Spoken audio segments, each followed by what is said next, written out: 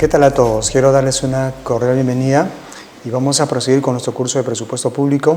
En esta ocasión tocaremos el marco normativo que regula el presupuesto para el ejercicio 2020. Como todos los peruanos sabemos, este año no tenemos una ley, sino tenemos el decreto de urgencia 014-2009 debido a la falta de Congreso de la República. En este periodo de interregno, el Poder Ejecutivo es quien ha sacado las normas relacionadas al presupuesto.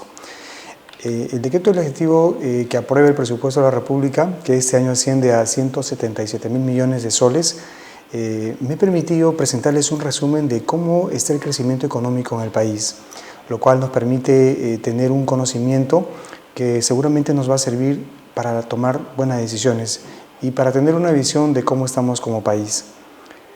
Durante los últimos años, el presupuesto de la República el crecimiento ha sido en forma ascendente, es decir, no hay un solo año en el cual el presupuesto se haya detenido o se haya reducido.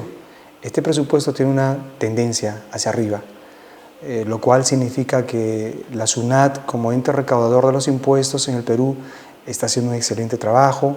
Hay mayor recaudación, hay mayores impuestos, hay mayor presupuesto.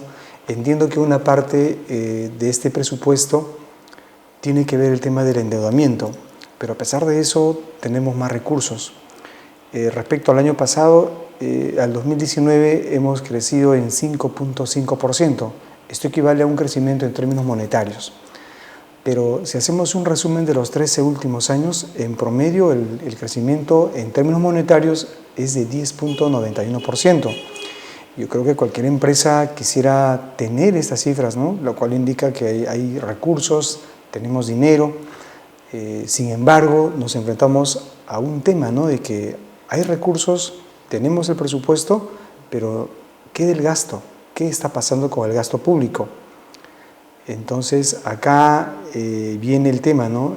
¿Cuánto estamos gastando? ¿Cuánto se está ejecutando del presupuesto de la República, el Perú?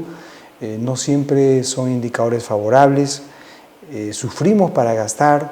El mes de diciembre de todos los años en el sector público se convierte en un mes de ultimátum, sobre todo los días 20 al 30, pasamos Navidad y estamos a la víspera de Año Nuevo devengando recursos y queriendo gastar a último momento.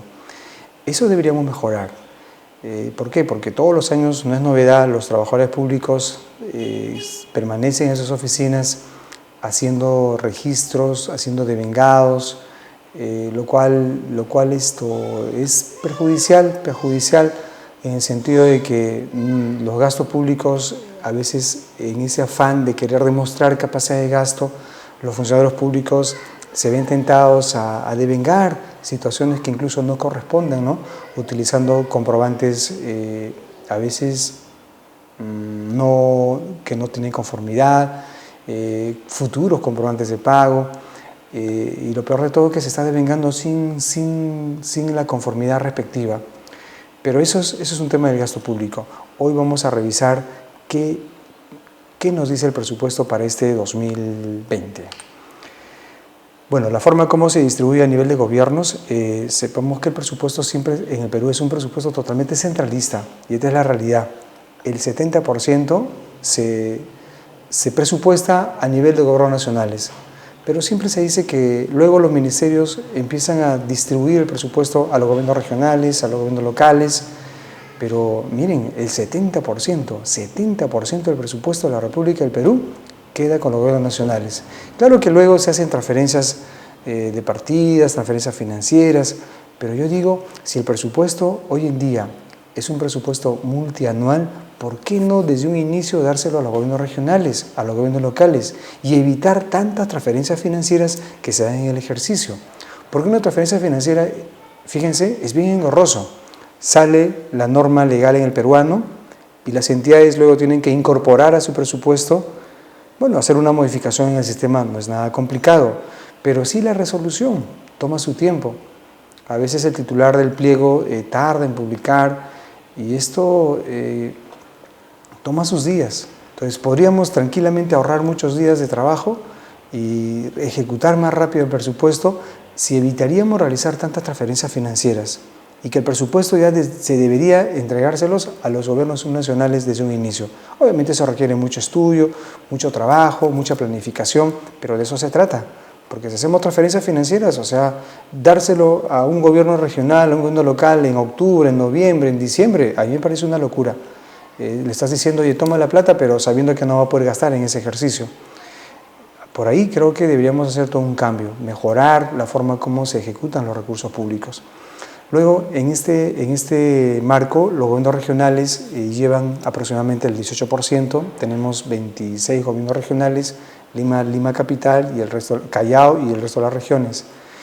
Y lo peor viene acá, tenemos 1.874 municipios en todo el Perú. Y las municipalidades donde sí se nota la pobreza del Perú, que somos 6,5 millones de peruanos que vivimos en pobreza, generalmente están ubicadas pues, en zonas rurales, ¿no? En zonas altoandinas. Y fíjense que el presupuesto que llevan los gobiernos locales de todo ese total representa un 12%. Es bajo, realmente es bajo. Hay municipios que viven con presupuestos menores a 1 millón de soles. Incluye el gasto corriente, el gasto capital, el servicio de la deuda, y eso en verdad es, bueno, yo tengo una percepción de que si queremos eliminar la pobreza, si queremos cerrar brechas sociales, esas desigualdades que existen entre sectores económicos, yo digo, honestamente, con 1 millón de soles que incluye la planilla, y incluye el gasto corriente y los demás gastos, y seguramente para el gasto de inversión te quedará medio millón de soles, ¿qué vas a hacer con eso? ¿Qué obras de impacto podría realizar un gobierno local con medio millón de soles? Y seguramente van a ser veredas, pistas o un parque, remodelar el parque y se acabó el presupuesto. Y se acabó el ejercicio. Entonces ahí yo creo que sí amerita hacer una reforma en la forma como se distribuye el presupuesto de la República. Por otro lado, el presupuesto está conformado pues, de recursos financieros e inclusive en el tema de tesorería se le llama la estructuración del presupuesto.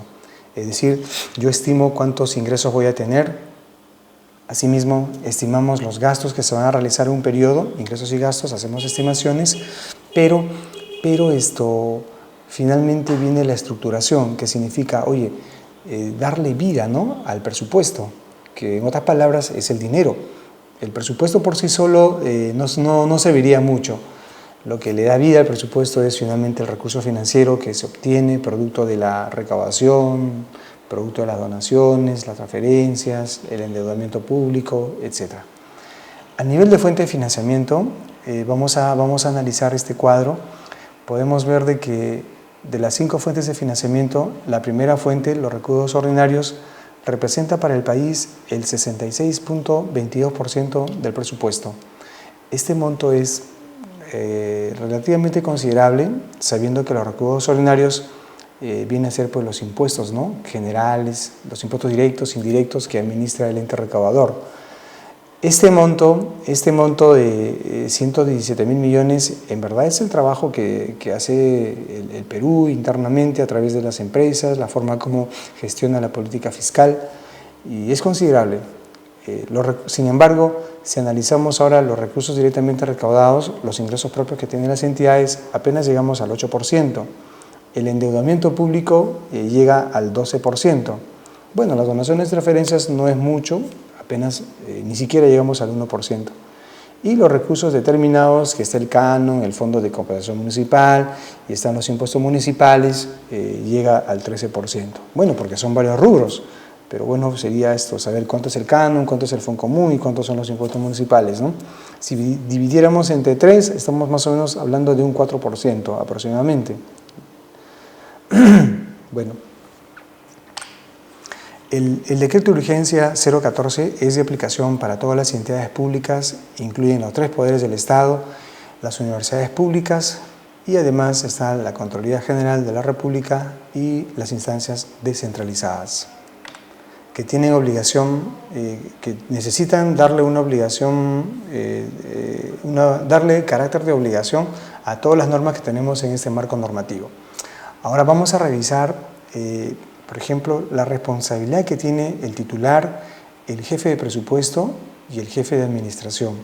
Son responsabilidades que la norma le asigna, que obviamente esto deben tenerlo en cuenta porque manejar los recursos públicos no es sencillo.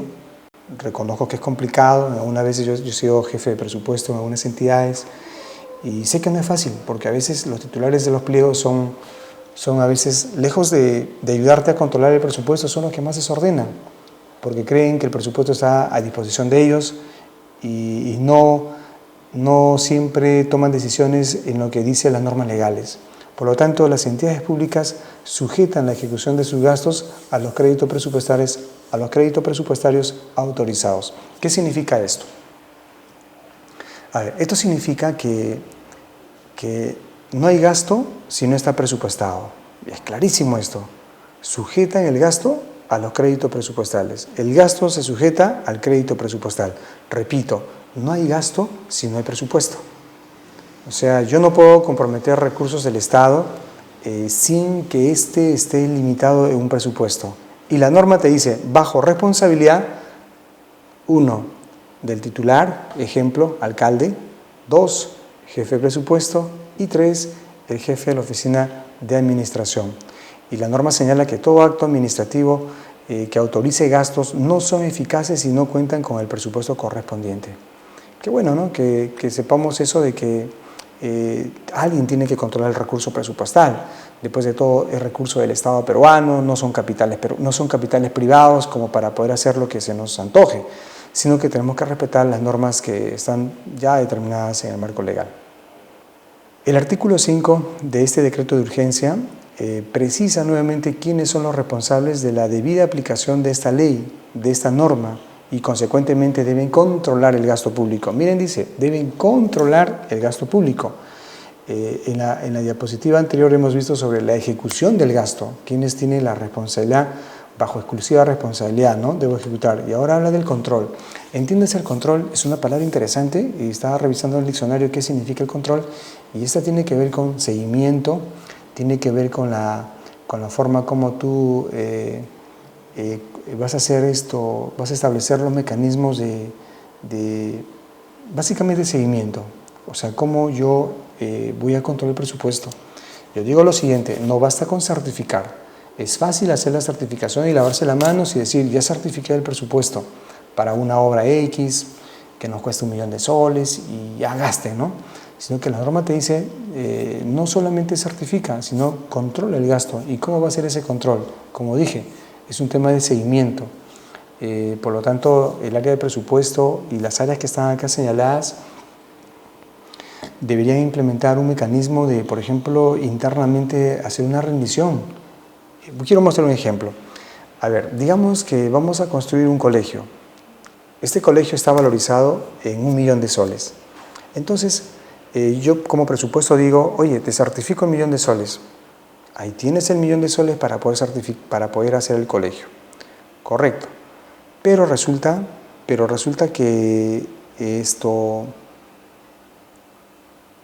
yo certifico y me olvido. Acaba el año y veo que no se ha gastado. Entonces, obviamente, la auditoría podría decirme a mí como presupuesto, oiga, señor, ¿qué hizo usted? Porque la norma le dice, controle el gasto. Entonces, ¿yo cómo controlo el gasto? Esa es la pregunta. ¿Cómo controlamos el gasto público siendo titulares, siendo jefes de presupuesto y siendo jefes de administración?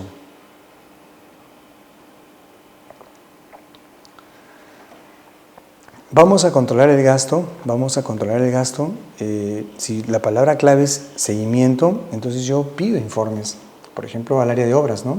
Se le asigna 1 millón de soles para la construcción de una obra. ¿Por qué no gasta? ¿Qué está pasando? Entonces él dirá, logística no lanza el proceso de selección.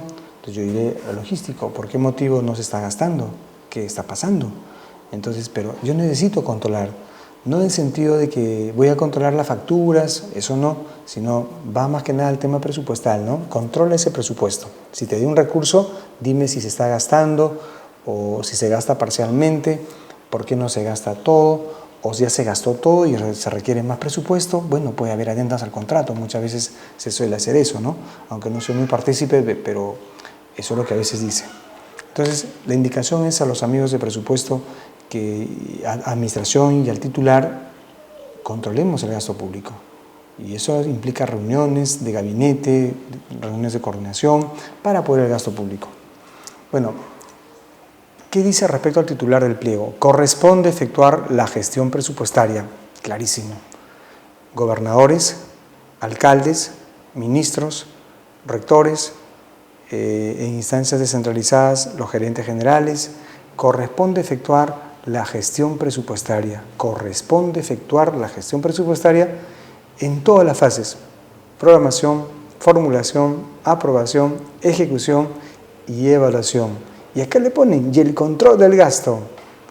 O sea, ni siquiera la norma te hace mención a, no solamente se limita a las 5 fases del proceso presupuestario, sino que dice, y controlen el gasto, y controlen el gasto.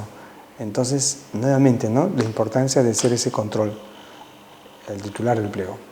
Bueno, la Contraloría General de la República está llamada a hacer las auditorías que correspondan y verificar pues que todo se cumpla, ¿no? Ese es el trabajo ya de la Contraloría, que no es otra cosa que hacer un examen a la parte financiera, en este caso será un examen a la parte presupuestal para saber si se ha ejecutado adecuadamente los recursos del Estado. Bueno, vamos a ver el tema, qué dice la ley con respecto al tema de los ingresos del personal, ¿no? ¿Qué dice el ingreso del personal? Fíjense lo siguiente, está prohibido el ajuste o incremento de remuneraciones, bonificaciones, beneficios, dietas, asignaciones, retribuciones, estímulos, incentivos, compensaciones económicas y conceptos de cualquier naturaleza. ¿Qué dice? Está prohibido. Está prohibido. Entonces, amigos, yo tengo entendido que el año pasado salió un decreto supremo incrementando, un decreto que le llaman la compensación económica, donde se les ha aumentado el sueldo a los alcaldes, pero no a los regidores. Entonces, si hay un decreto supremo que ordena ese incremento económico, por lo tanto, no hay problema, porque hay una norma que te dice eso, ¿no?, que tiene carácter de ley, es un decreto supremo. Y yo sé que hay un rango salarial de los alcaldes y no a todos se les ha aumentado a los 10 primeros, de esos 20 rangos, a los 10 primeros se les ha aumentado. Entonces, para ellos sí correspondería, pero después, si la ley no te dice nada, en verdad está prohibido cualquier aumento. Así que acá no habría que aumentarse absolutamente nada, ¿no? ¿Por qué? Porque está prohibido. Entonces, sobre ese tema, asimismo queda prohibido la aprobación de nuevas asignaciones, bonificaciones, dietas, y etcétera, etcétera. Una entidad pública no puede aprobarse montos distintos a los establecidos en las normas presupuestales. Eso está prohibido por ley. Además, se han establecido los aguinaldos para los alcaldes. Ahora un aguinaldo equivale a un sueldo, de acuerdo a ese decreto supremo. Entonces ahí tendríamos que hacer sí una modificación presupuestal, eso sí. Pero luego estaría prohibido porque no corresponde hacer ese tipo de acciones cuando una norma te prohíbe. En el caso de los laudos arbitrales, por ejemplo, si bien es cierto, cuando un juez sentencia o un árbitro a través de un arbitraje se pronuncia y dice que un trabajador pues, se ha reintegrado a su centro de labores o por ejemplo, en materia laboral, cualquier pronunciamiento legal de estos jueces o árbitros debe sujetarse a las limitaciones legales establecidas en la presente norma. De manera que los jueces están advertidos y ellos deben saber de que en el sector público no hay gastos si no está presupuestado.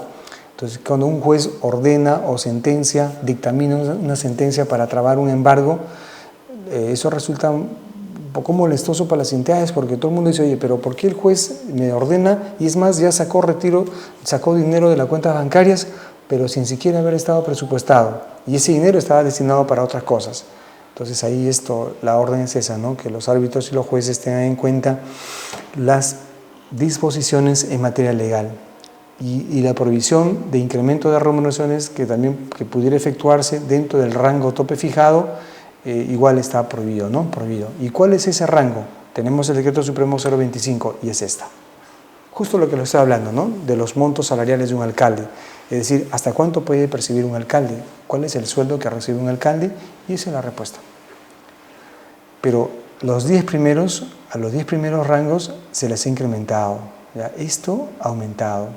Así que muchos deben estar contentísimos, ¿no? Deben estar felices de saber de que estos montos se han incrementado y que los aguinaldos ahora corresponde a un sueldo, ¿no?, que recibe cada alcalde.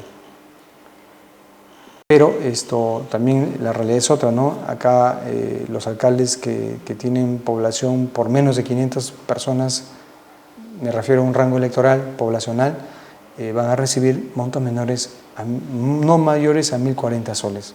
Ese sería el sueldo de un alcalde. Y por otro lado, el alcalde de Lima, 14.300, ¿no?, pero ahora llega hasta 15.600. Bueno, entonces los que quieren ser alcaldes tengan en cuenta estos rangos, porque luego se dan con la sorpresa de que no sabían y quieren aumentarse sueldos, y eso no es así, no es tan fácilmente aumentarse el sueldo porque a uno le da la gana. Con respecto a los aguinaldos, igual la norma ha establecido que tanto para las bonificaciones de escolaridad y los aguinaldos sean de 400 y 300 soles respectivamente. ¿Cuándo se pagan los aguinaldos? La respuesta está ahí. Los aguinaldos la pagamos en el mes de julio y diciembre, y la bonificación por escolaridad se paga en el mes de enero. Significa que la escolaridad ya la han cobrado. No todos, ¿no? Por ejemplo, yo les cuento, yo trabajo en el sector público, pero no tengo derecho a bonificación porque es un régimen distinto. Pero sí nos corresponde un aguinaldo en julio y diciembre, ¿no? Claro, no es mucho, pero algo es algo. Medidas de autoridad. Queda prohibido el nombramiento y el ingreso de servicios personales. Eso de que muchos líderes políticos nombran a las secretarias hasta el año 2040, a ti nadie te saca de acá, queda claro que en el sector público no hay eso. Está prohibido todo tipo de nombramiento, salvo pues que sea la designación de cargos de confianza, el nombramiento en plaza presupuestada, como por ejemplo las Fuerzas Armadas, las Fuerzas Policiales. Por ejemplo, el Ministerio del Interior, cuando convoca ya estas plazas para sus miembros y los futuros policías, ellos sí son nombrados, o sea, ingresan y son nombrados. Ellos no tienen un contrato de 3 meses, 6 meses, como tenemos el resto. La policía sí tiene un contrato, la verdad es esta, ¿no? Tiene un contrato de nombramiento. Además, por ejemplo, la contratación para reemplazar por cese el ascenso, promoción de personal o para suplencia temporal, siempre y cuando el cese se haya realizado a partir del año 2018. El ingreso de personal por mandato de sentencias judiciales y otros casos. Entonces, la norma establece en qué casos se permite una especie de nombramiento y en qué casos no. Tema de horas extras. Las horas extras en el Perú están prohibidas. Los trabajadores públicos deben su tiempo al Estado peruano y lo hacemos, ¿no?, con el mejor gusto, por amor al Perú, por amor al trabajo, pero está prohibido el pago de horas extras. Así que no por quedarte todos los días hasta las 12 de la noche cree que se te van a pagar. Ni un sol se paga. Eso está prohibido. Ahora vamos a hablar del tema de las modificaciones presupuestales, ya que este es un tema también, es un temita interesante, por lo que vamos a recurrir a ver qué dice este aspecto, ¿no?, de la norma. Bueno, la norma señala lo siguiente. Cuando hablamos de la genérica del gasto 211, esto se refiere en presupuesto al tema de planillas, ¿ya? Se refiere al pago de sueldos, la 211. Entonces, cuando una entidad hace su presupuesto y usted encuentra montos en esta partida 2.1, sepamos de qué nos referimos al tema de remuneraciones, ¿ya? La 2.1 tiene que ver con el tema de remuneraciones. Entonces, la norma ha dicho lo siguiente: lo que tú has presupuestado en la 2.1, o sea, en este tema de remuneraciones, dice, ese presupuesto no puede habilitar a otras partidas. O sea, que si yo tengo en la genérica del gasto 2.1, tengo 1 millón de soles, no puedo coger este millón, no puedo coger ni un sol para habilitar a otras partidas. Por ejemplo, para contratar servicios de un consultor. No puedo. Bien dice así, no puede habilitar. Y luego dice, ni ser habilitada. O sea, si tengo en mi presupuesto 1.000.000 de soles, si se refiere al tema remunerativo, yo no habilito ni va a ser habilitada. Significa que debería quedarse con el 1.000.000 de soles, el presupuesto. Salvo, dice, las habilitaciones que se realicen dentro de la indicada partida. O sea, internamente yo puedo modificar en la misma unidad ejecutora o entre ejecutoras del mismo pliego. Pero esta limitación no comprende lo siguiente: la reforma de la estructura del Estado, los traspasos de competencia en el marco del proceso de descentralización, la atención de sentencias judiciales con calidad de cosa juzgada. Claro, si un juez ya sentenció y dice se debe reponer a tal trabajador, bueno, nosotros no somos nadie para desacatar esa norma. Entonces, como el juez ha ordenado la restitución de un trabajador, ese trabajador necesita cobrar un sueldo y ese sueldo no estaba previsto, entonces puedo modificar. La atención de deudas por beneficios sociales, igual, ¿no? Puedo modificar el presupuesto. Y las modificaciones en el nivel funcional programático, que es un tipo de modificaciones que cuenten con información favorable de la Dirección General de Presupuesto Público hasta el 15 de febrero. O sea, este viernes. Hasta este viernes tendríamos plazo para hacer las modificaciones en el nivel funcional programático. Pero ¿qué dice la norma? Con informe favorable de la Dirección de Presupuesto Público. Y las solicitudes de informe favorable solo pueden ser presentadas al MEF hasta el 21 de enero. O sea que ya se venció el plazo, ¿no? Y se requiere informe favorable de la DGPP y opinión técnica de la Dirección General de Gestión Fiscal de los Recursos Humanos. Vamos a pasar a revisar otra genérica del gasto público, que es la genérica 2.2. La genérica del gasto público 2.2, que se refiere a pensionistas, igual, ¿no? Las entidades públicas hacen un presupuesto para el pago de pensionistas. Obviamente que tenemos que respetar eso. Dejar de pagar a un pensionista es irse contra un tema social. Ellos ya sirvieron al país y les corresponde un derecho de pensión. Entonces, que dicho sea de paso, en el Perú, nuestro país es uno de los países donde menos se paga a los pensionistas. La vez pasada conversaba con un profesor uruguayo y me decía que la pensión de un docente en Uruguay más o menos equivaldría a 4.000 soles si fuera Perú. O sea, por eso viajan, se divierten. O sea, 4.000 soles en 6 meses ahorro y tranquilamente viajo, hago turismo. Eso es lo que hacen. Pero en nuestro país, un señor pensionista que se encuentra en la ONP, ¿cuánto va a recibir? Recibía 413 soles. Ahora el gobierno del presidente Vizcarra les ha aumentado a 500 soles, ¿no? Ese es como mínimo, y máximo pueden recibir 850. Esa es la pensión que recibe un trabajador peruano. 500 soles, ¿se imaginan? 500 soles. Complicado, ¿no? Ya, ¿qué dice el presupuesto respecto a ellos? Dice lo siguiente: la 2.2 pensionistas no puede ser habilitadora. O sea, mira, dice, el presupuesto que tú tienes, con ese presupuesto tú no puedes habilitar a otras partidas, no puedes. Pero sí podrías recibir, claro que sí podrías recibir recursos, pero lo que no puedes es habilitar a otras. Así que si tú presupuestaste demasiado recurso y solo gastaste una parte, ese saldo queda, no podrías asignarlo a otra partida. Eso es lo que dice. ¿Ya? Claro, no puede ser habilitadora, salvo las habilitaciones que se realicen entre las partidas 2.2 y para la atención de sentencias judiciales. Eso, claro, ¿no? Ya lo estamos analizando, que las sentencias judiciales siempre requiere incorporar, y ni vuelta a dar, porque eso no podemos hacer nada. CAS. Bueno, el CAS es un régimen laboral en el sector público regulado por el Decreto Legislativo 1057. Este régimen nació en el año 2008 nace el CAS. Entonces esto ya son varios años, 12 años que venimos trabajando en el Perú. Normalmente los jóvenes que ingresan a trabajar al Estado son contratados en este régimen laboral. Yo mismo que trabajo en el Estado soy contratado en este régimen. Por lo tanto, está prohibido el nombramiento, pero sí a través de este régimen laboral se nos puede contratar. Que remunerativamente es un régimen que no está mal, pero también no tenemos todos los derechos laborales, ¿no?, que tiene otro régimen. Pero lo cierto es que dice que está prohibido, y yo no puedo contratar, dice, yo no puedo contratar esto. A ver, vamos a ver, ¿ya? La genérica 2.6, me habla de la genérica 2.6. ¿Qué cosa es la genérica 2.6?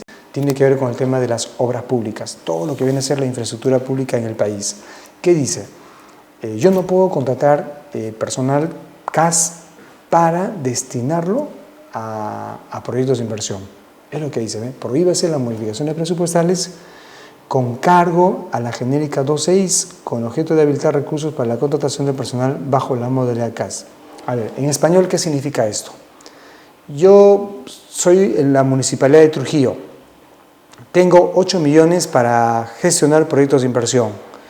Ya, de esos 8 millones, yo no puedo tocar ni un centavo para modificar el presupuesto y destinarlo al pago de los servicios que tiene este régimen laboral llamado CAS. No se puede, está prohibido. Yo no puedo coger ni un centavo de la genérica 2.6, que es inversión pública, para la contratación administrativa del régimen CAS. ¿De acuerdo? No es aplicable en ejecución de inversiones. De igual manera, yo no puedo contratar personas en el régimen CAS para que realicen ejecuciones de inversión de infraestructura pública. Eso está prohibido. Ahora, eso sí es nuevo, eso no estaba el año pasado, que dice, no pueden efectuarse modificaciones presupuestales en el nivel funcional programático con cargo a la partida de gastos vinculadas al mantenimiento de infraestructura, con el objeto de habilitar recursos destinados al financiamiento del CAS. Bueno, en español, de igual manera, si yo tenía un presupuesto para mantenimiento de infraestructura, digamos tenía 3 millones, yo no puedo tocar ni un centavo para destinarlo al régimen CAS. No puedo, está prohibido. Hablando del CAS, ¿qué limitaciones tiene? Vamos a ver. La partida, así como vimos las remuneraciones 2.1, pensionistas 2.2, ahora que estamos en el CAS, vamos a revisar que el CAS tiene la partida 23, 28, 1 y puntos suspensivos. Tenemos el CAS, el de salud CAS, aguinaldos y vacaciones, ¿cierto?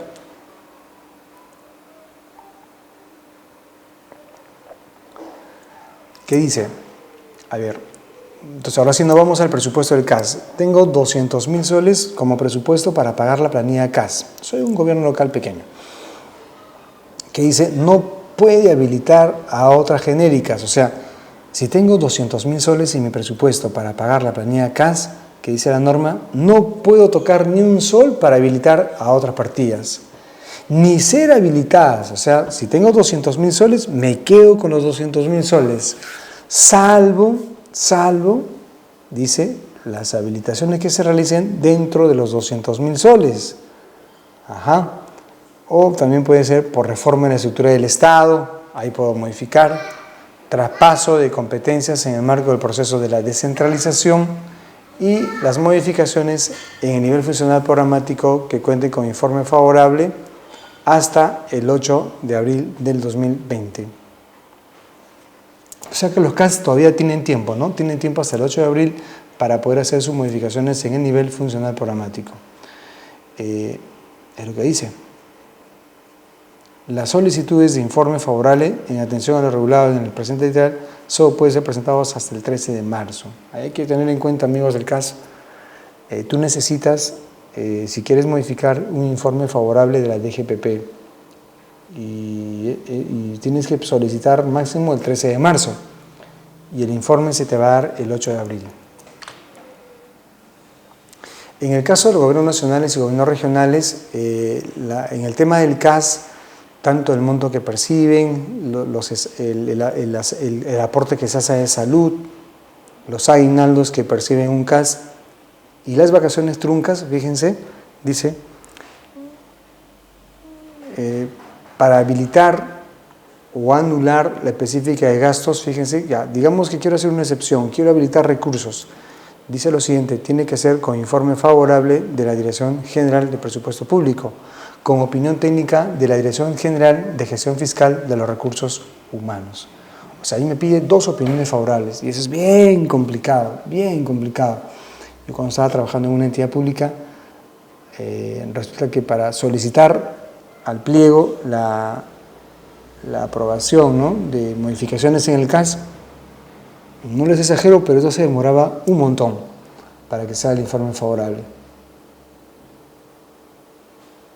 Base legal, artículo 9.4 del decreto de urgencia, ¿no?, que nos habla de eso, para habilitar o para anular las específicas de gastos. En los casos de la habilitación de la específica CAS, salud y los aguinaldos, o sea, acá no está las vacaciones. En el caso de que yo quiera habilitar las específicas esas como consecuencia de incremento en el número de trabajadores CAS, también es otra cosa. Acá me permite hacer modificaciones, pero no me habla de más personas en el CAS.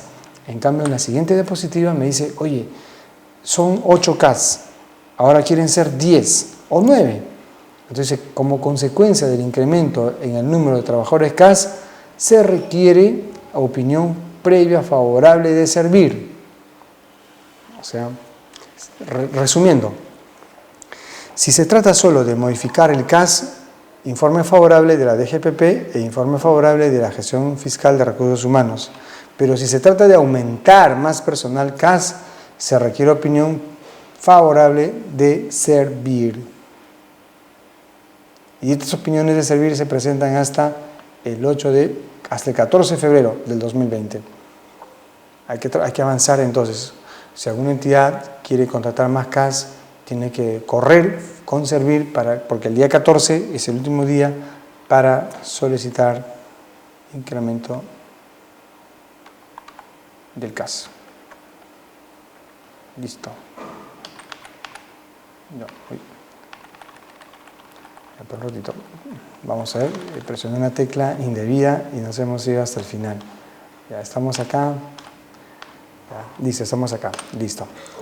¿Qué pasa con respecto a las cargas sociales, las aportaciones? La norma te dice que igual el presupuesto que está destinado para el fondo de pensiones, ya sea una AFP o una ONP y cualquier otra aportación que realiza el Estado en favor de sus trabajadores, ese presupuesto de cargas sociales no puede ser destinado a otra finalidad. Eso queda clarísimo. Yo no puedo tocar un presupuesto de las AFPs y hacer obras públicas. Eso no me pertenece, eso es del trabajador. Además, queda claro que lo que se ha presupuestado, miren, dice, está prohibido en los nacionales, regionales y locales, está prohibido efectuar modificaciones con cargo a estas partidas. O sea, yo no puedo anular recursos del presupuesto de repuestos, yo no puedo anular recursos del presupuesto de mantenimiento y reparación, ¿no?, con el fin de habilitar a otras partidas, salvo pues que sea el gobierno local, la 2.4. De ahí no se puede, está prohibido coger el presupuesto de estos conceptos que les he señalado. Además, por ejemplo, el presupuesto que hemos determinado para el pago de energía eléctrica, servicios de agua, gas, telefonía móvil e internet, está prohibido, ¿no?, efectuar modificaciones con cargo al presupuesto con el fin de habilitar otras partidas. Igual, no se puede. Así que acá un llamado, al momento de hacer el presupuesto, en lo que respecta a los servicios básicos, tenemos que hacer muy bien el presupuesto, porque no puedo luego coger ese dinero para poder habilitar a otras partidas. Eso es lo que me dice la norma. Otra cosa, otra cosita. A ver, ¿qué dice? Está prohibido hacer modificaciones con el fin de habilitar la partida de gastos 263111, que viene a ser transporte terrestre. Es decir, si yo no tengo en el presupuesto la 263111, caramba, yo no lo puedo habilitar. Está prohibido efectuar modificaciones, salvo las habilitaciones que se realicen en la indicada partida o entre ejecutores del mismo pliego.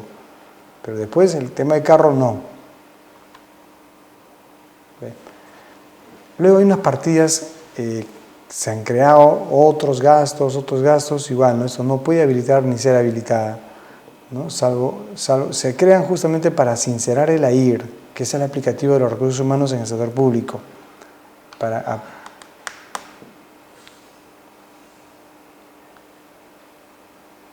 Ahora, otra cosita que también nos tiene muy preocupados, ¿no? Esto también es novedoso.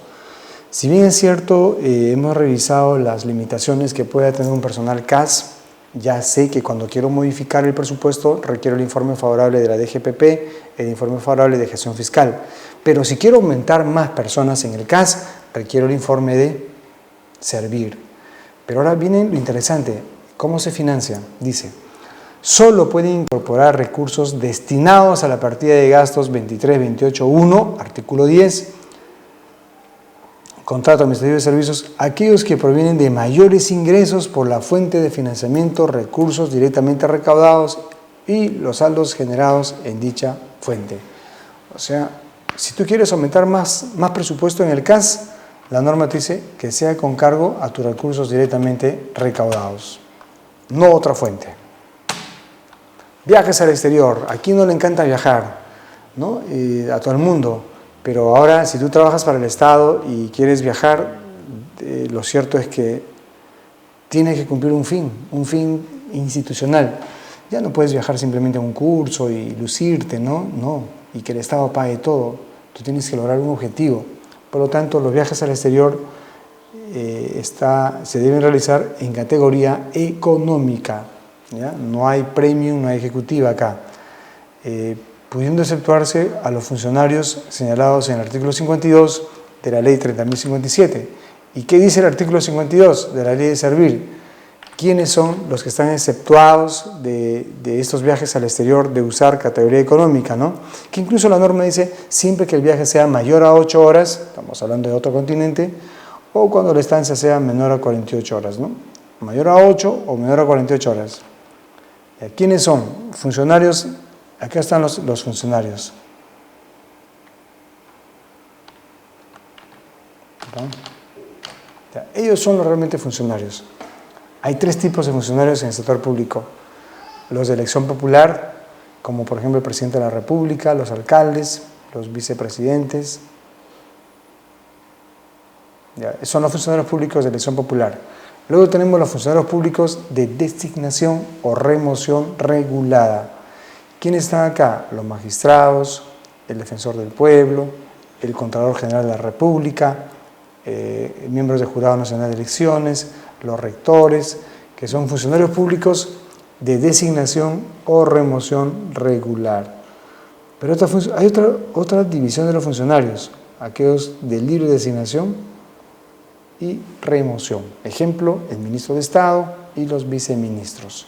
Entonces tenemos funcionarios públicos de designación, ¿no? O remolición regulada, y otro que son los funcionarios de libre designación. Listo. Decreto de urgencia 038 establece cuál es el monto máximo para pagar las dietas. ¿Y qué dice el decreto? ¿Qué dice el decreto? Que las dietas no deben superar el 30% de la remuneración que percibe el titular. Si un alcalde gana 1.000 soles, las dietas máximo de los regidores sería 30%, que equivale a 300 soles. ¿Qué dice con respecto a la telefonía móvil? En ningún caso el gasto mensual por servicios de telefonía móvil puede exceder al monto que resulta de la multiplicación del número de equipos por 200 soles. El Estado peruano asigna un equipo móvil a ciertos funcionarios. ¿Qué dice la norma? ¿Hasta cuánto yo puedo pagar el celular de un trabajador público? La norma no te dice que pagues 200 soles, no dice eso. Si yo tuviera 3 equipos y pago por estos 150, por otro equipo pago 250 y por el tercer equipo pago 100, ¿cometí un error? ¿Alguien podría decir, oye, lo que es mayor a 200 soles está mal? No, si yo pagué 150, 200 y 100, sumados salen 400 soles. Entonces, ¿qué dice la norma? La norma me dice el número de equipos por 200. Si tengo 3 equipos por 200, sería 600 soles. Ese es mi tope. Si yo supero los 600 soles, ahí sí recién tendría que cada trabajador público pagar el monto que le corresponde. Bueno, acá he considerado esto como un marco normativo referente a los sueldos del personal altamente calificado del sector público, ¿no? Ahí están los sueldos. 25.000, 22.000, 20.000, 18 y 16. Asimismo, he puesto el sueldo de la compensación económica a funcionarios públicos. Hay un decreto supremo 023 del año 2014, donde se establecen los sueldos de los ministros, los secretarios generales, los titulares, los gerentes, gerentes cuando tienen regionales, locales y así sucesivamente. Esto es muy interesante conocer porque me permite saber cómo son el tema remunerativo en el Estado peruano. Adquisición de vehículos. En una sola palabra, está prohibido comprar carros, salvo estos casos y otros, ¿no? Cuando se perdió el carro totalmente, cuando quieres comprar ambulancias, porque es salud, las autobombas, la limpieza pública, seguridad ciudadana, seguridad interna, etc., ¿no? Y el 6 dice para vehículos y la renovación de los vehículos automotores que tengan una antigüedad igual o superior a 10 años. O sea que, ¿qué me dice el Estado? Si tienes un carro, el Estado me dice, úsalo por 10 años. Eso es lo que te dice. Bueno, además, ustedes han escuchado las noticias que hay líderes políticos, pues que inclusive congresistas, ¿no? De que siendo una dama se va a un salón de belleza y el carro del Estado la está esperando afuera. Y con chofer inclusive. O van a una universidad a dictar un curso y igual, ¿no? Dictan su curso y en una universidad privada y el chofer está esperando afuera con el carro oficial del Estado peruano, gastando gasolina, gastando el tiempo del chofer y que es inadecuado, que eso no es ético para nada. Toma tu taxi, ¿no? Es lo recomendable. Entonces acá dice la norma, asignación exclusiva de vehículos. Ojo con esto, ¿eh? Si yo soy contador, soy el administrador y hay un carro por ahí y de repente me mandan en comisión con el carro, con la camioneta, y es viernes, y ya son las 6 de la tarde, y digo, oye, ya es tarde, ¿no? ¿Para qué regresar a la entidad? Mejor me voy a mi casa. Entonces te llevas el carro a tu casa. Y es más, el fin de semana sacas a tu familia, te vas a la playa, o a un restaurante, a una pollería con el carro del Estado. Ojo con eso. Eso puede ser denunciado como apropiación ilícita de los bienes del Estado peruano. Y puede ser procesado. ¿Por qué? Porque solamente la asignación exclusiva de vehículos, es decir, toma el carro y tú tienes la libertad de usar el carro los días de la semana, solamente es para los altos funcionarios en actividad. En el caso de entidades del gobierno nacional, es únicamente para uso oficial de los ministros, viceministros, secretarios generales, jefes de gabinete y titulares de pliego de las entidades. Bueno, es gobierno nacional, ¿no? Gobiernos nacionales. ¿Ya? Pero ojo con eso. Algunos amigos que trabajan en unos ministerios tengan bastante cuidado.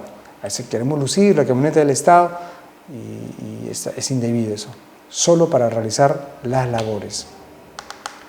En el caso de las medidas, en el caso de inversión, con el propósito de asegurar la inversión pública, tanto los gobiernos nacionales, regionales y locales, para que puedan efectuar anulaciones con cargo a los recursos de las referidas inversiones y proyectos que se encuentren en etapa de ejecución, se requiere opinión previa favorable de la Oficina de Programación. ¿Qué significa esto?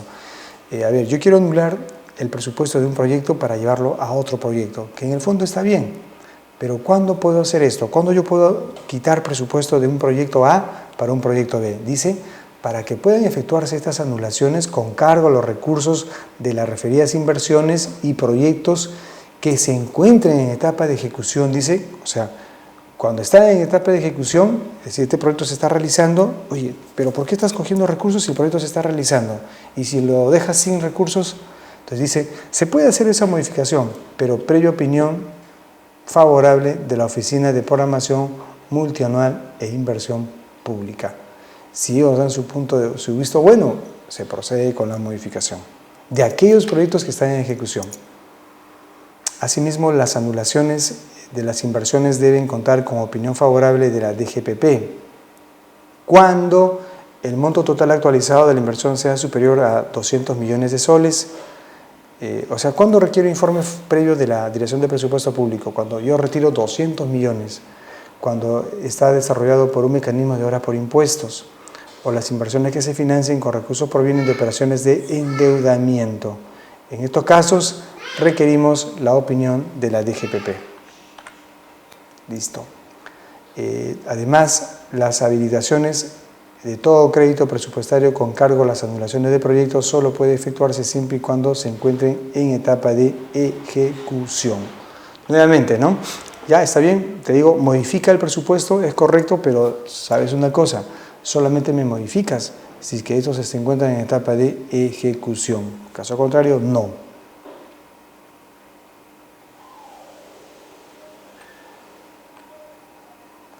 Excepcionalmente, siempre que la cartera de inversiones y proyectos cuente con financiamiento en el presente año fiscal, solo se puede efectuar la habilitación de recursos a inversiones viables o aprobadas para el inicio de la etapa de ejecución, en cuyo caso los recursos pueden financiar la elaboración de expedientes técnicos o documentos equivalentes y la adquisición y saneamiento legal de predios necesarios para la implementación de la inversión o proyecto. ¿Ya? Este es otro casito.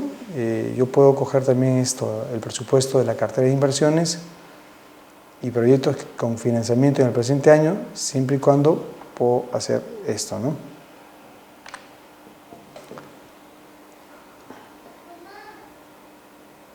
Las entidades de gobierno nacional que habilitaron recursos para las inversiones son responsables de la verificación y seguimiento. Claro, si tú transferiste recursos a una entidad por 10 millones para una obra, para un estadio, entonces acá ¿qué te dice la norma? Las entidades de gobierno nacional deben verificar y hacer un seguimiento de la ejecución de recursos asignados a los gobiernos regionales y locales. La norma precisa siempre y cuando hayas asignado a un gobierno nacional o un gobierno local, ¿no? Regional o local. Si es así, tienes que hacer la verificación y seguimiento. Asimismo, los locales deben informar a los nacionales y regionales los avances físicos y financieros de la ejecución de dichos recursos. Qué interesante. O sea, deben informar, por el tema presupuestal se debe informar sobre los avances físicos y financieros.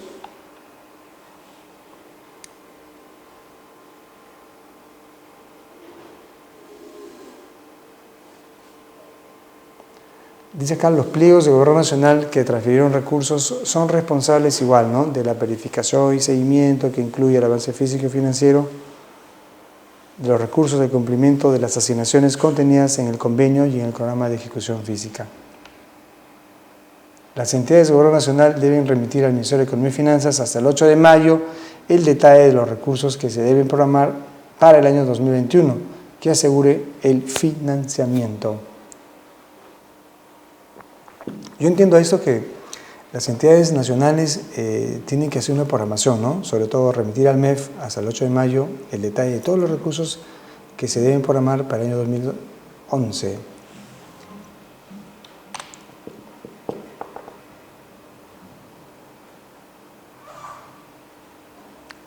Allá. Por ejemplo, esto también es algo novedoso.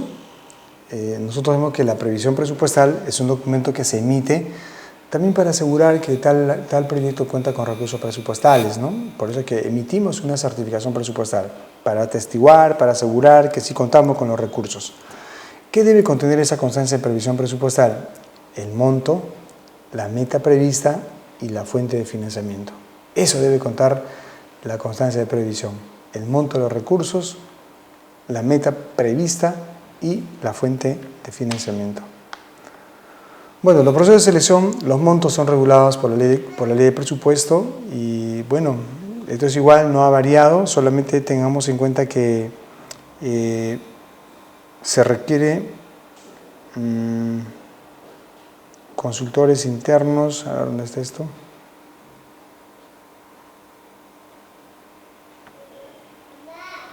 Ya, cuando es, lo cierto, se requiere la supervisión, acá lo puse, me parece, aquí está, esto ya, que quede clarísimo. Cuando el valor referencial de una obra pública sea igual o mayor a 4.300.000 soles, la entidad debe contratar obligatoriamente la supervisión de obra. ¿Ya? ¿Qué es un supervisor? Un supervisor básicamente es un ingeniero o arquitecto que yo lo contrato para un fin exclusivo, ¿no? Que es supervisar una obra pública, tras el cual su contrato queda resuelto. El canon, las universidades públicas pueden utilizar hasta el 50% del canon para financiar inversiones de optimización, ampliación marginal, reposición y son inversiones los famosos IOR, ¿ya? Reposición y rehabilitación. Y se puede destinar también para financiar acciones de mantenimiento. Subvenciones económicas a estudiantes de pregrado. Esto es interesante, ¿no? Se autoriza este año, 2020, el desarrollo de actividades académicas y de investigación formativa a través de pasantías, participaciones en congresos, concursos de investigación e innovación, intercambios estudiantiles nacionales e internacionales. Qué bueno, o sea que en el año 2020 se autoriza a estos jóvenes universitarios que puedan tener formación formativa, ¿no? Investigación formativa en pasantías, congresos, concursos, investigación, etcétera, etcétera. Ya, con respecto a la estimación de ingresos, si por A alguien se equivocó al momento de estimar los RDR, bueno, si se trata de reducir el monto, puede hacerlo hasta el 31 de enero de 2020. Caso contrario, ya habría acabado el plazo. Fondos para la continuidad de inversión pública. ¿Qué dice la norma? Si bien es cierto, cuando son gastos asumidos con la fuente de financiamiento recursos ordinarios, si tú no tienes capacidad de gasto al 31 de diciembre, ese recurso se te va a quitar. Pero cuando se trata de continuidad de inversiones, no. O sea, es un recurso que te pertenece. Pero ¿cuál es la condición para que el Tesoro Público te devuelva? Es que en el sistema eso debe estar debidamente comprometido, ¿ya? Al 31 de diciembre del 2019. En el otorgamiento de viáticos, la norma es parecida, igual que en años anteriores. Una entidad, un gobierno nacional puede pagar los viáticos de otra entidad siempre y cuando cumpla con los fines institucionales y se rijan por el Decreto Supremo 07. Bueno, hay unos gastos pequeños que siempre se realizan, los gobiernos locales, el canon. Siempre hemos dicho que el canon es para obras públicas, pero el decreto de urgencia dice la 35ª disposición complementaria final, dice autorícese a usar hasta el 20% de los recursos del canon para acciones de mantenimiento de infraestructura, así dice, ¿no? Mantenimiento de infraestructura. Ahora dice, ¿no? El Estado peruano sabe que muchas entidades tienen deudas y se les está autorizando a los 3 niveles de gobierno para que realicen modificaciones presupuestales a nivel funcional programático para el pago del servicio de la deuda, con cargo a los recursos de su presupuesto institucional por la fuente de financiamiento recursos determinados, destinados a inversiones. ¿Ya? O sea, ¿puedo pagar la deuda? Sí, con cargo al presupuesto de los recursos determinados destinados a las inversiones. Bueno, entonces amigos, habríamos llegado a la explicación del Decreto de Urgencia 014-2019. Son los aspectos más relevantes que este marco normativo nos presenta para este ejercicio. Bueno, muchísimas gracias por su atención prestada.